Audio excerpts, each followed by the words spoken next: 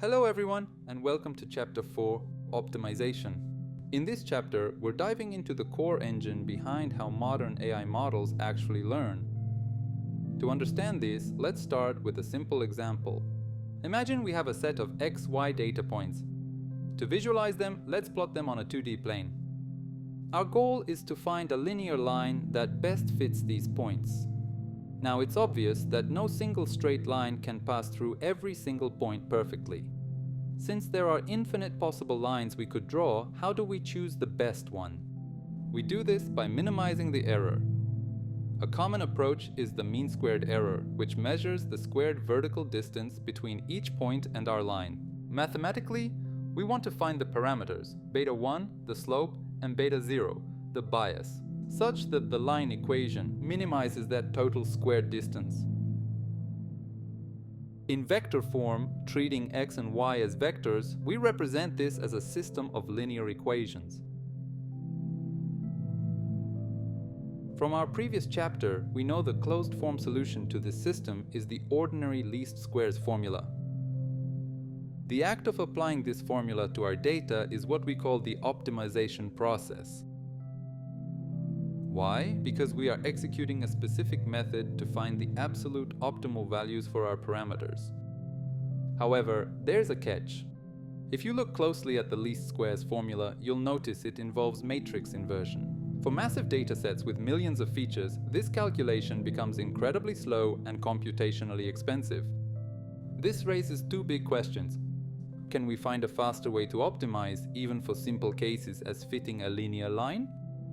And how do we optimize more complex models where a simple formula doesn't exist? To answer those, we need to take a step back and look at a fundamental concept in calculus, the gradient. First of all, what is the gradient? If we take, for example, the simple function f of x equal x squared, we know that the derivative of this function, df to dx, is 2 times x.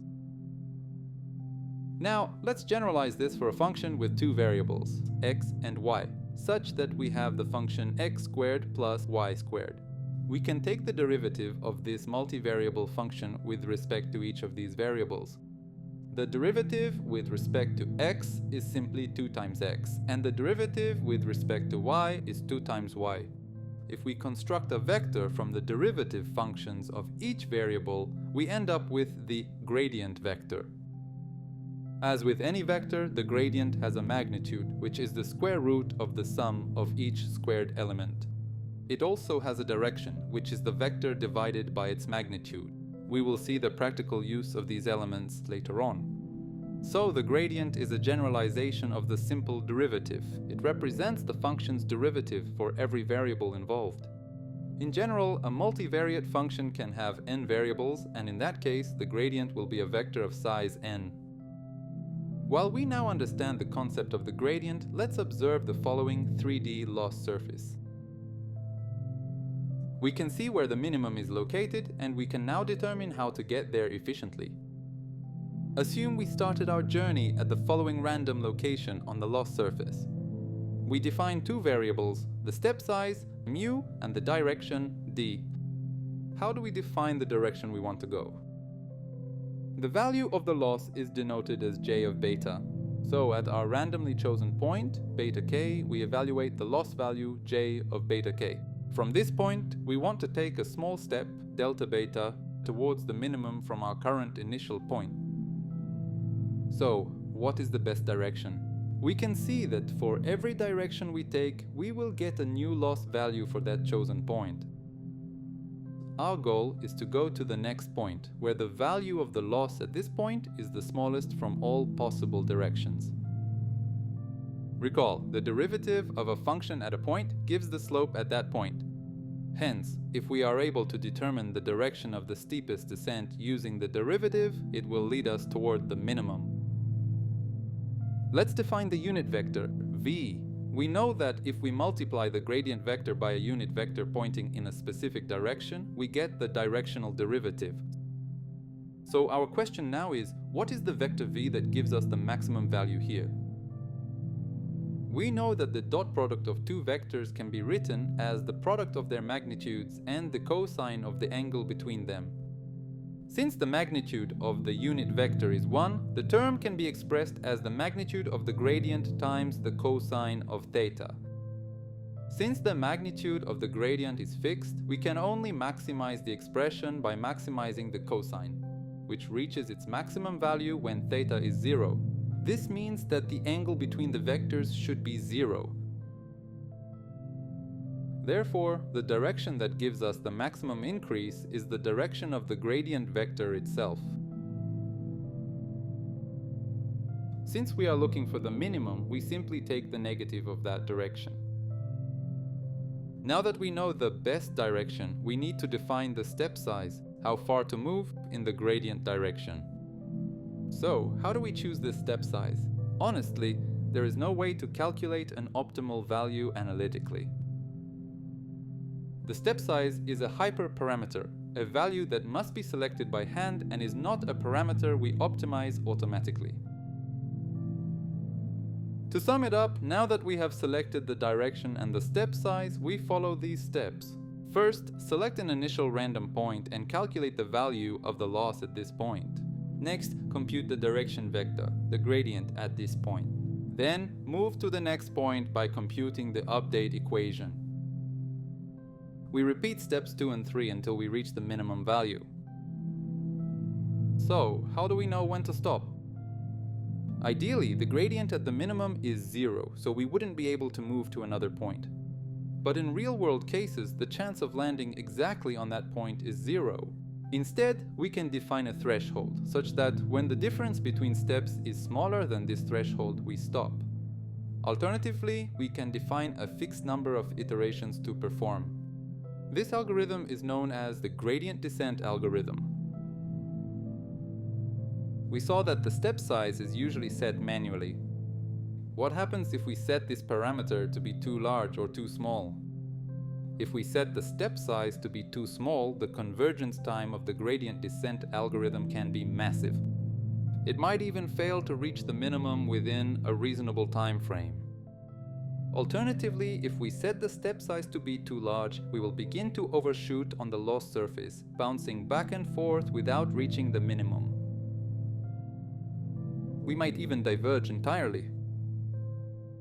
We need to carefully tune the step size so that convergence is both quick and steady.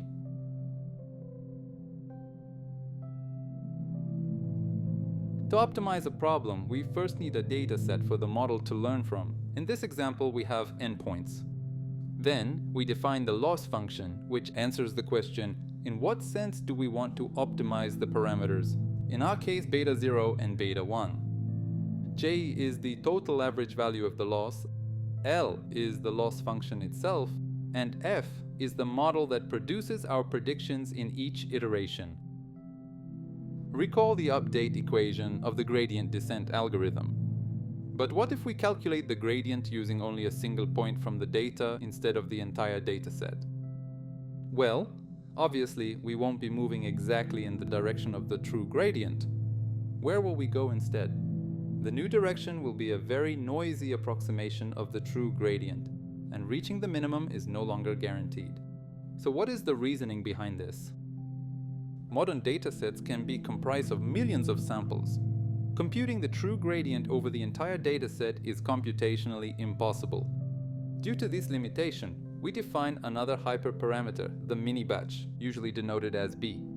We now compute the gradient in each iteration over B random samples from the dataset. The larger the size of B, the better the approximation of the true gradient. Our update equation now takes the following form. This variation is called Stochastic Gradient Descent, or SGD in short. Our initial task was to find the optimal parameters, beta 1 and beta 0. By using the SGD optimizer to find these values, we experience heavy oscillations during optimization. This leads to a noisy optimization path which may increase training time and decrease accuracy. Can we prevent these oscillations? Let's maintain a running average of the squared gradients, denoted as S, defined by the following formula. We introduce another hyperparameter here, eta, which represents the weight we give to past information. We use the squared gradients to ensure S will be positive. Now, we define the effective step size by dividing the original step size by the square root of s sub t. We also add a small constant epsilon to the denominator for numerical stability. What will be the benefit in doing that? If we look closely by using this modified step size, a large gradient, which means steep direction, s sub t, gets large value. This creates a larger denominator, which causes the effective step size to decrease. Conversely, if we have a small gradient, which means we are on a flat surface, the value of s sub t remains small. This leads to a smaller denominator, causing the effective step size to increase. By modifying the step size using the squared gradients, we essentially stabilize the optimization path. We prevent the path from taking sharp, erratic deviations and encourage it to move forward when stuck on a flat surface. The update equation now takes the following form. By adjusting the step size this way, we achieve an adaptive learning rate for each parameter we want to optimize.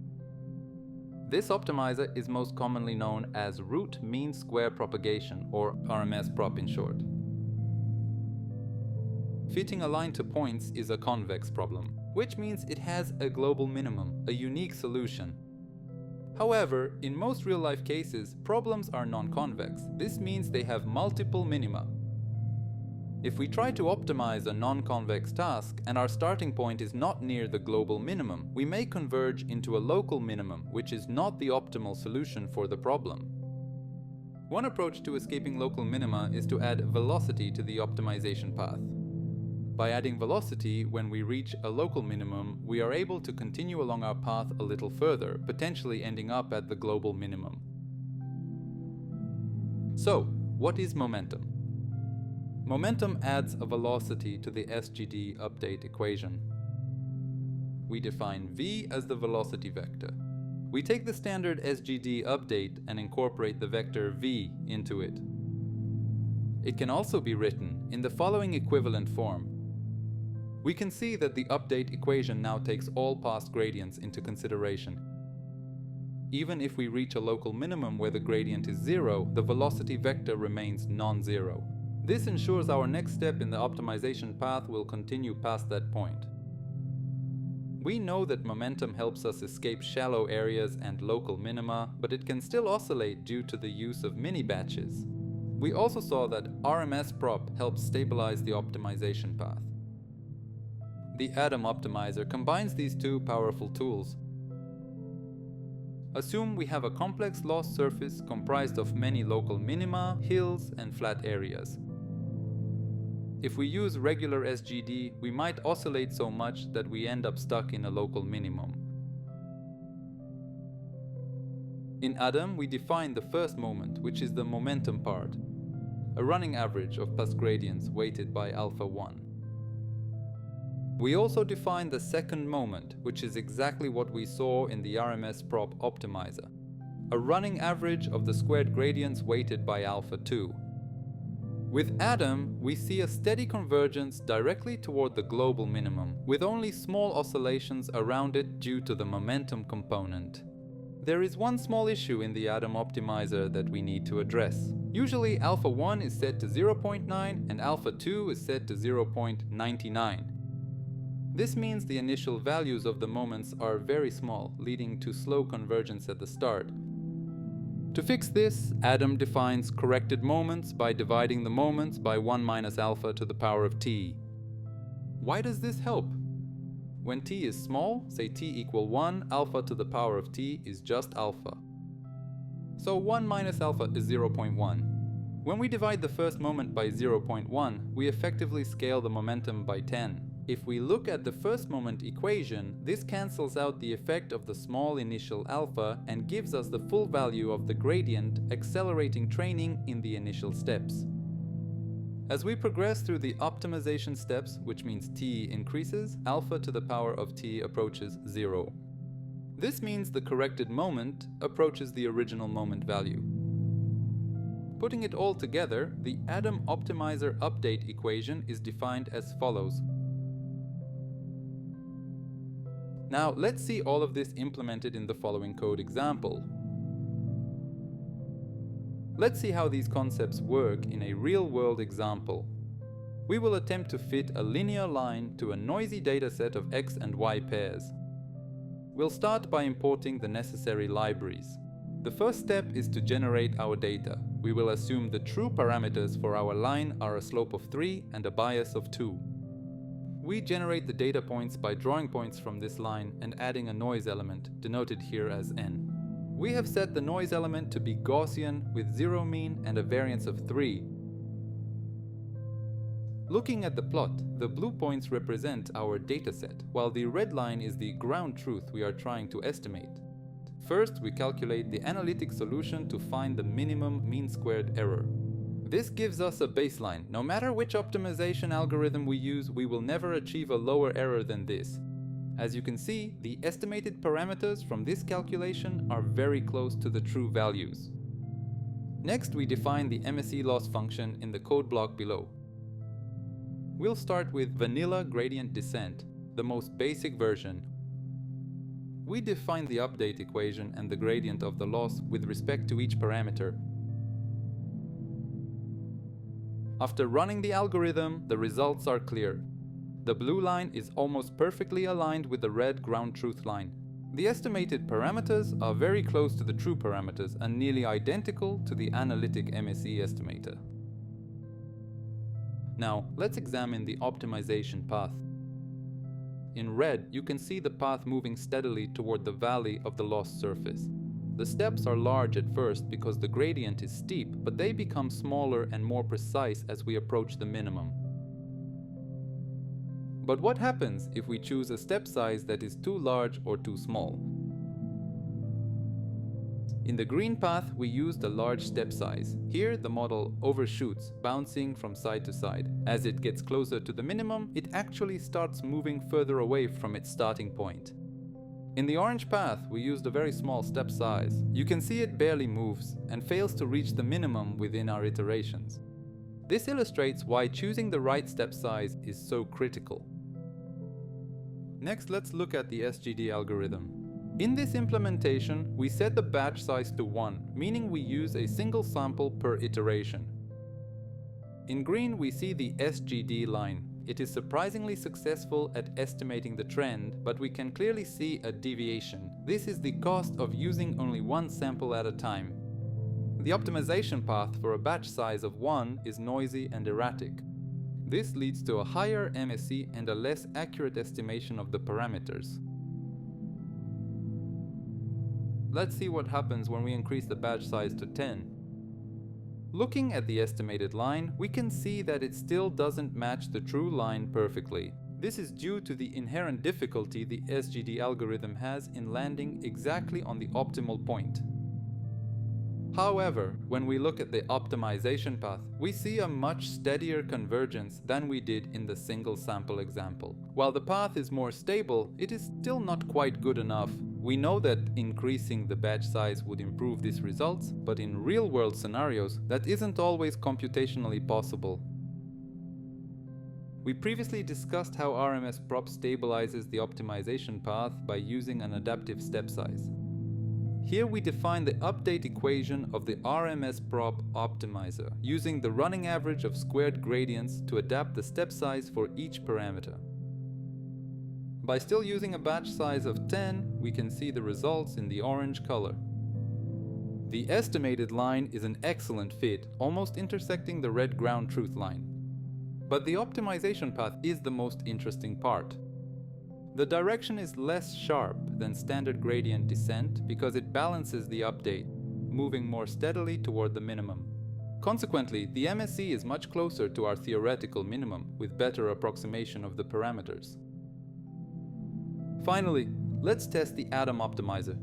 Recall that the ADAM optimizer combines the strengths of RMSProp, specifically the adaptive step size for each parameter, with the addition of momentum to the update equation. Interestingly, we see a slight mismatch in the estimated line. Also, when looking on the optimization path, at start it looks pretty good and is even more steadier than the RMSProp path, but suddenly it gets stuck before reaching the minimum. We also see a higher deviation in the bias parameter. Why does this happen? Here we encounter a limitation of ADAM on simple convex problems. If we look at the effective step sizes, they actually increase as iterations progress. However, the update values in the momentum component are approaching zero. Because the gradients oscillate near the minimum, the momentum, which sums past values, eventually cancels itself out, causing the path to stall before reaching the absolute bottom. As we can see here, even though the effective step size increases and reaches large values, it is multiplied by the momentum component within the ADAM update equation. The momentum term stores the history of past gradients. In many cases, these gradients fluctuate between positive and negative values, a common occurrence due to mini-batch oscillations. Essentially, each gradient calculated during our descent can yield either a positive or negative result. When we calculate the weighted sum of these values over time, they tend to cancel each other out, leading to a value near zero. Therefore, even though the learning rate is large, the final update has almost no effect, because it is being multiplied by a near zero momentum term. So, when should you use ADAM? ADAM is most suitable for complex, non-convex, and noisy loss surfaces where reaching the exact global minimum isn't necessarily the goal. In later chapters, we will discuss regularization and why reaching the absolute minimum isn't always our primary objective. Thank you so much for watching and listening. I hope this deep dive into optimizers helped clarify how these tools work under the hood. If you found this video helpful, please give it a like and subscribe to the channel. If you have any questions about the code or the theory, feel free to drop them in the comments below. See you in the next chapter.